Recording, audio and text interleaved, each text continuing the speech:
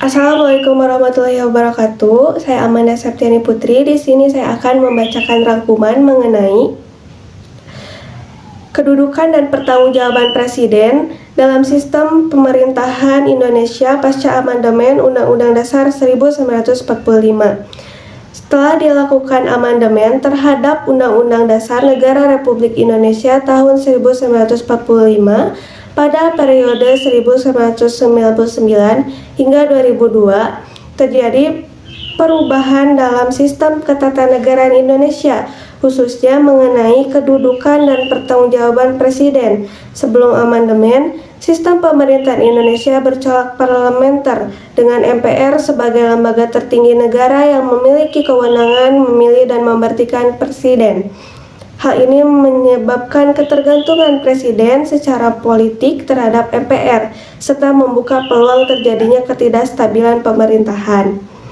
Setelah amandemen, Indonesia menganut sistem presidensial. Presiden kini memegang kekuasaan eksekutif secara penuh sebagai kepala negara dan juga kepala pemerintahan. Dalam sistem ini, Presiden tidak lagi dipilih oleh MPR, melainkan langsung oleh rakyat melalui pemilu. Hal ini diatur dalam pasal 6A ayat 1 Undang-Undang Dasar 1945 yang menyatakan bahwa Presiden dan Wakil Presiden dalam satu pasal dipilih secara langsung oleh rakyat. Pemilihan langsung ini menandai penguatan sistem demokrasi elektoral di Indonesia, di mana kekuasaan pemerintahan berasal dari mandat rakyat, bukan hasil kompromi politik antara fraksi dalam MPR. Dengan demikian, legitimasi kekuasaan Presiden semakin kuat dan mandiri dari campur tangan legislatif. Perubahan ini juga menata ulang prinsip pemisahan kekuasaan antar lembaga-lembaga negara. Kekuasaan eksekutif berada di tangan Presiden, legislatif oleh DPR, dan yudikatif dijalankan oleh Mahkamah Agung, Mahkamah Konstitusi, dan Komisi Yudisial. Ketiga kekuasaan ini berada dalam posisi sejajar dan saling mengawasi dalam kerangka checks and balance. Selain itu, status MPR mengalami perubahan signifikan. MPR tidak lagi menjadi lembaga tertinggi negara dan tidak memiliki kewenangan untuk menetapkan arah pemerintahan seperti melalui garis-garis besar haluan negara atau GBHN. Fungsi MPR kini terbatas pada hal-hal konstitusional, seperti mengubah dan menetapkan undang-undang dasar, melantik presiden dan wakil presiden, serta memberhentikan presiden dalam kondisi tertentu. Dalam konteks pertanggungjawaban, presiden tidak lagi bertanggung jawab secara politik kepada MPR seperti sebelum amandemen. Pertanggungjawaban presiden ini bersifat konstitusional, yuridis, dan demokratis. Secara konstitusional, kewenangan presiden dibatasi dan diatur dalam Undang-Undang Dasar 1945. Secara yuridis, presiden dapat diberhentikan jika terbukti melakukan pelanggaran berat seperti pengkhianatan terhadap negara, korupsi, penyuapan, dan tindak pidana berat lainnya. Prosedur pemberhentian ini diatur dalam pasal 7A dan 7B Undang-Undang Dasar 1945 yang mengharuskan adanya putusan dari Mahkamah Konstitusi atas usul DPR sebelum MPR dapat melakukan pemberhentian.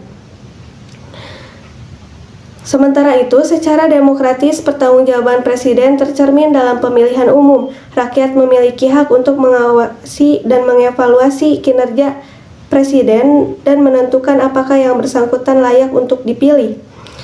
Dengan demikian, meskipun tidak lagi bertanggung jawab secara politik kepada MPR, presiden tetap bertanggung jawab kepada rakyat yang memilihnya. Secara keseluruhan, sistem presidensial Indonesia pasca amandemen menciptakan keseimbangan antara stabilitas pemerintahan dan akuntabilitas kekuasaan.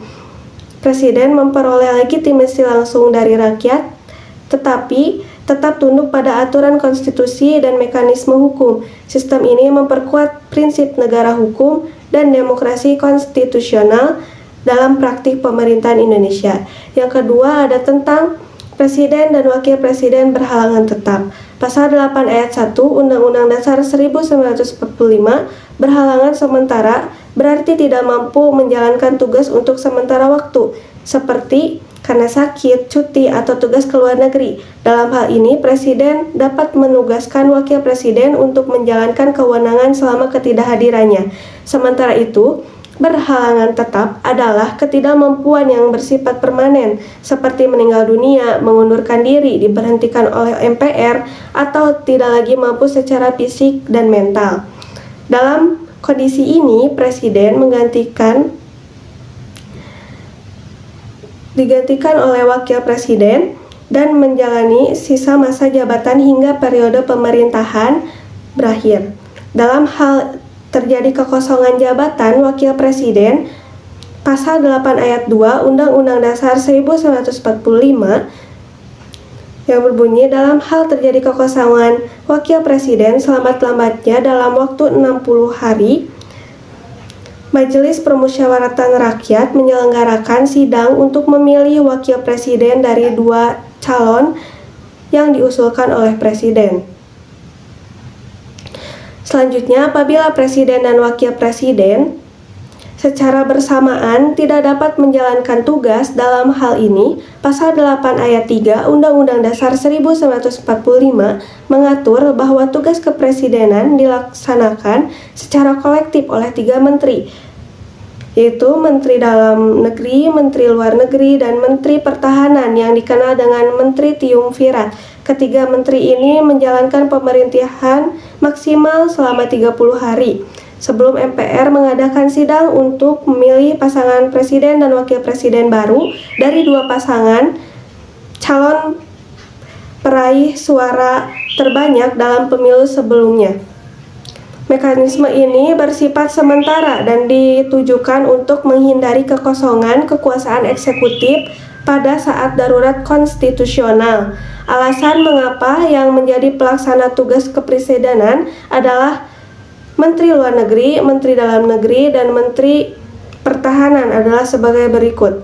Pertama, ketiga menteri tersebut membantu Presiden dan Wakil Presiden dalam menjalankan tugas dan wewenangnya. Oleh karena itu, mereka memahami atau dianggap memahami seluk-beluk urusan pemerintahan. Kedua, Menteri Luar Negeri masuk di dalam pelaksana tugas kepresidenan karena menteri inilah yang menjalankan politik luar negeri sehari-hari.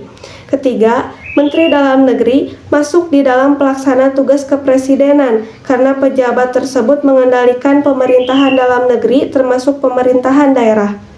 Keempat, Menteri Pertahanan masuk dalam pelaksana tugas kepresidenan karena pejabat ini yang mengendalikan politik pertahanan. Gagasan kepemimpinan kolektif melalui 3 menteri bukan hal baru dalam sejarah ketatanegaraan Indonesia. Ketetapan MPR nomor 7 Romawi _MPR _1973 telah lebih dahulu menetapkan bahwa dalam hal presiden dan wakil presiden berhalangan tetap, pelaksanaan tugas presiden dijalankan oleh Menteri Dalam Negeri, Menteri Luar Negeri, dan Menteri Pertahanan Keamanan. Namun, ketetapan tersebut hanya bersifat normatif politis, belum memiliki kedudukan konstitusional.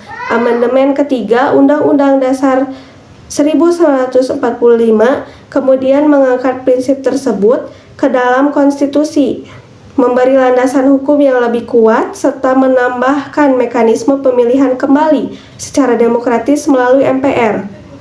Meski demikian, tanpa peraturan turunan yang operasional, mekanisme triumvirat berisiko tidak efektif bila benar-benar harus diterapkan. Mungkin segitu saja rangkuman yang dapat saya sampaikan. Terima kasih. Wassalamualaikum warahmatullahi wabarakatuh. Assalamualaikum warahmatullahi wabarakatuh. Saya Habibah Putri Hidayat. Di video ini akan membahas tugas hukum tata negara, yaitu rangkuman ilmiah mengenai kedudukan dan pertanggungjawaban presiden serta pengaturan presiden dan wakil presiden berhalangan tetap.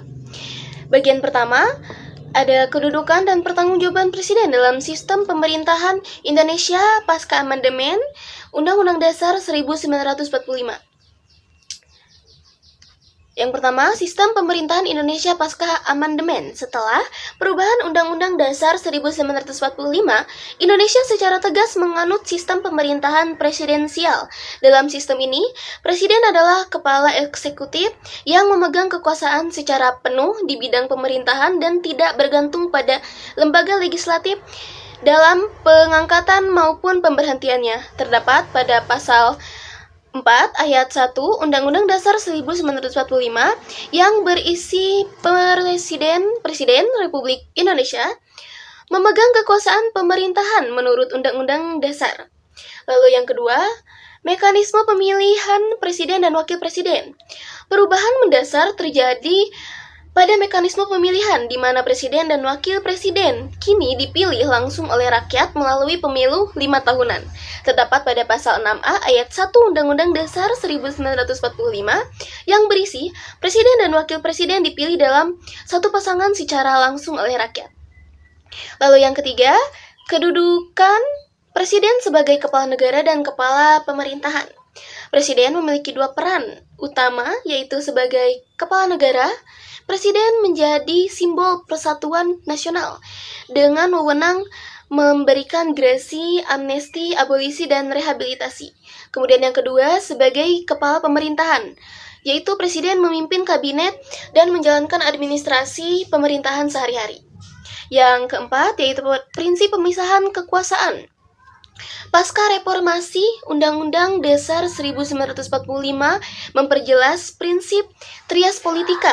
Yang pertama yaitu eksekutif, terdiri dari presiden dan kabinet atau menteri-menteri. Yang kedua yaitu legislatif, terdiri dari DPR dan DPD. Yang ketiga yaitu yudikatif, terdiri dari Mahkamah Agung, MA, dan Mahkamah Konstitusi yaitu MK.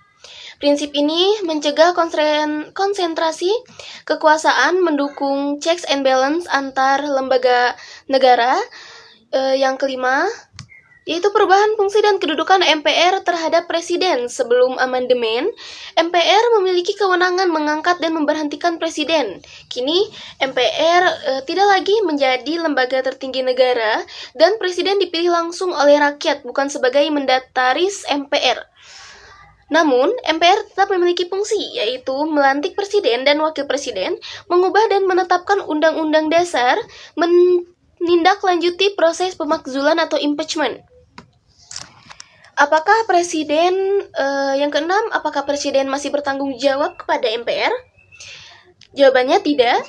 Presiden tidak lagi bertanggung jawab kepada MPR karena tidak lagi merupakan mandataris. Sebaliknya, Presiden bertanggung jawab secara politik kepada rakyat melalui pemilu dan pengawasan DPR. Secara hukum, melalui proses impeachment oleh MPR jika melakukan pelanggaran hukum atau etika berat. Terdapat pada pasal 7A Undang-Undang Dasar 1945 yang berisi presiden dan garis miring atau wakil presiden dapat diberhentikan dalam masa jabatannya oleh MPR atau usul DPR. Yang ketujuh yaitu bentuk-bentuk pertanggungjawaban presiden menurut konstitusi. Pemilu langsung yaitu bentuk pertanggungjawaban kepada rakyat. Kemudian pengawasan DPR dalam pelaksanaan kebijakan. Kemudian impeachment jika terbukti melanggar hukum atau melakukan perbuatan tercela melalui MK dan putusan MPR. Bagian kedua, yaitu presiden dan wakil presiden berhalangan tetap.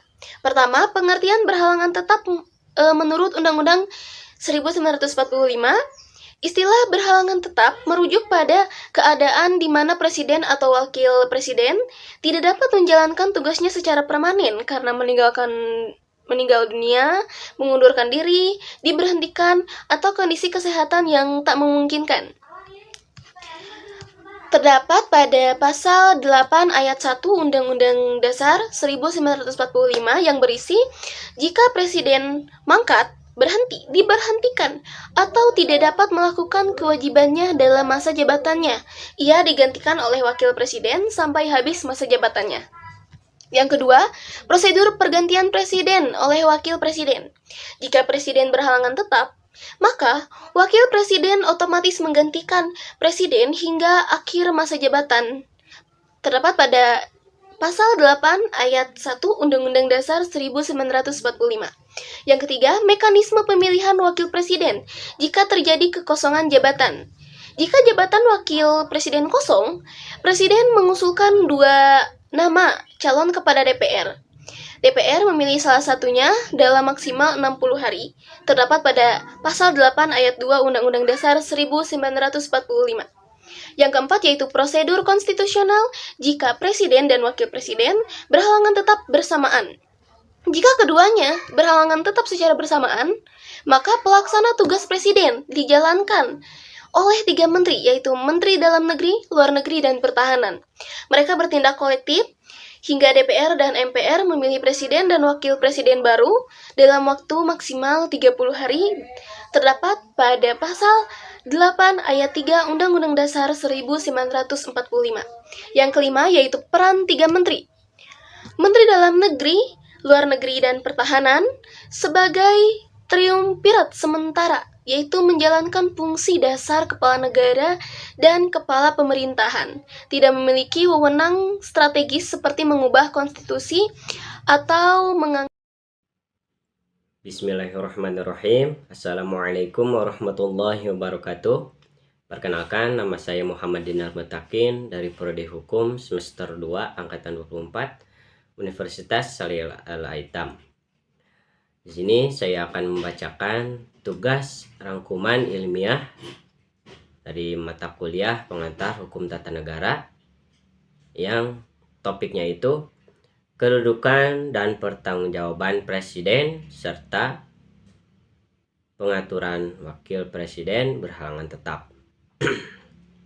Sebelum itu, saya akan membacakan pendahuluannya terlebih dahulu pada judul kedudukan dan pertanggungjawaban presiden dalam sistem pemerintahan Indonesia pasca amandemen Undang-Undang Dasar 1945 dan presiden dan wakil presiden berhalangan tetap. Pendahuluan dari judul tadi, yakni perubahan sistem pemerintahan Indonesia setelah amandemen Undang-Undang Dasar 1945 sangat panjang dan penuh dinamika. Karena lahir dari kebutuhan mendesak akan pembaharuan tata kelola negara yang lebih demokratis, adil, dan seimbang. Sebelum masa pembaharuan, kekuasaan presiden di Indonesia sangat besar dan cenderung tidak terbatas. Presiden bisa menjabat tanpa batas waktu, membuat kebijakan sendiri, dan mengesahkan undang-undang tanpa banyak pengawasan dari lembaga lain. Situasi ini membuat kekuasaan presiden sangat berpengaruh dan berpotensi besar untuk disalahgunakan. Banyak pihak merasa khawatir bahwa sistem seperti ini itu bisa membawa Indonesia ke arah pemerintahan yang sewenang-wenang, di mana suara rakyat dan lembaga lain kurang mendapat tempat yang layak. Kondisi seperti ini akhirnya mendorong lahirnya gerakan pembaharuan pada akhir tahun 1990-an. Rakyat Indonesia menuntut perubahan mendasar dalam sistem pemerintahan, agar kekuasaan tidak lagi terpusat pada satu tangan saja. Tuntutan ini semakin kuat setelah muncul berbagai kasus penyalahgunaan kekuasaan, korupsi, dan lemahnya pengawasan terhadap pemerintah. Maka pada antara tahun 1999 hingga 2002 dilakukan 4 kali amandemen Undang-Undang Dasar 1945. Proses ini menjadi salah satu tonggak sejarah penting dalam perjalanan demokrasi Indonesia, karena membawa perubahan besar dalam sistem ketatanegaraan dan tata kelola pemerintahan. Salah satu paling terpandang dari amandemen Undang-Undang Dasar 1945 adalah pembatasan kekuasaan presiden.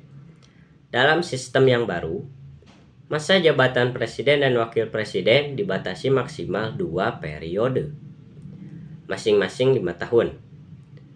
Hal ini itu sangat penting untuk mencegah kekuasaan yang terlalu lama berada di tangan satu orang, serta membuka peluang bagi munculnya pemimpin baru yang membawa ide dan semangat perubahan. Selain itu, sistem pemilihan presiden juga berubah secara mendasar. Apabila sebelumnya presiden dipilih oleh Majelis Permusyawaratan Rakyat, setelah amandemen, presiden dan wakil presiden dipilih langsung oleh rakyat melalui pemilihan umum. Perubahan ini memberikan pengesahan yang jauh lebih kuat kepada presiden, sekaligus meningkatkan pertanggungjawaban dan tanggung jawab presiden kepada rakyat, bukan hanya kepada elit politik atau MPR. Selain membatasi kekuasaan presiden, Amandemen Undang-Undang Dasar 1945 juga memperkuat fungsi legislatif dan yudikatif. Sebelum pembaharuan, presiden memiliki kekuasaan besar dalam membuat dan mengesahkan undang-undang. Bahkan bisa mengeluarkan peraturan pemerintah yang kekuatannya hampir setara dengan undang-undang tanpa persetujuan DPR. Setelah amandemen, kewenangan membuat undang-undang dialihkan kepada DPR sebagai lembaga legislatif yang mewakili rakyat. Presiden hanya bisa mengajukan usulan, sementara keputusan akhir ada di tangan DPR. Hal itu menciptakan sistem check and balance yang lebih sehat, di mana kekuasaan presiden tidak lagi mutlak dan harus melalui proses pengawasan serta persetujuan dari lembaga-lembaga negara lainnya.